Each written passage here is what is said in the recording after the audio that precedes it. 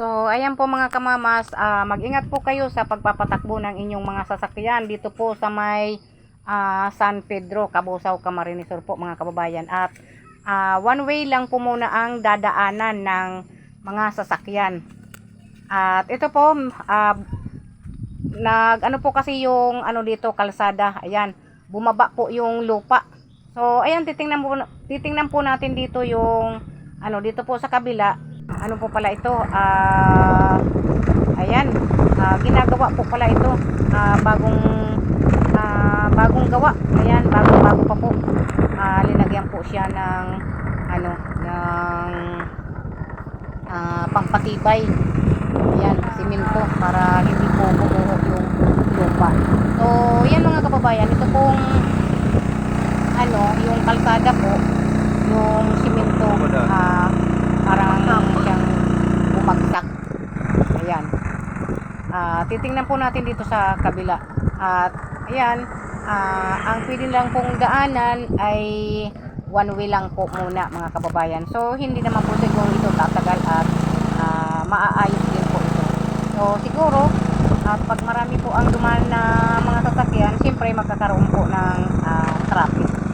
Ayan, kasi po one way lang po ang pwedeng daanan ng sasakyan to Sipokot in Cabusao. Cabusao to Sipokot po mga kababayan. Ayan. Kasi bumagsak po yung simento doon po sa may kabila na yun.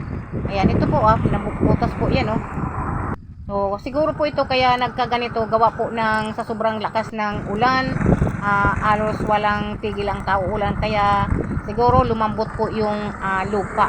Dahil ito po ay sapa ang ilalim po nito. Ayan po nabutas. Hindi po talaga maiiwasan sa mga kalsada na mag-post ng ganito. So ayan mga kababayan, kaya yung pong mga nagbibiyahe na galing Sipokot at galing Cabusao, ayan, ingat-ingat lang po kayo mga kababayan. At lalo na kung gabi, ayan, kasi one way lang po ang dapat na daanan po dito sa may San Pedro. Ayan, lagi po kayong mag-iingat mga kababayan. So maganda naman po at doon po sa kabila, maayos naman po ang pagkagawa at bagong-bago pa po itong gawa na kalsadang ito.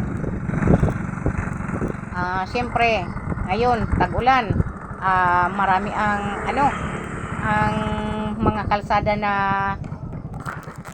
gumuguho, gawa ng maraming umuulan.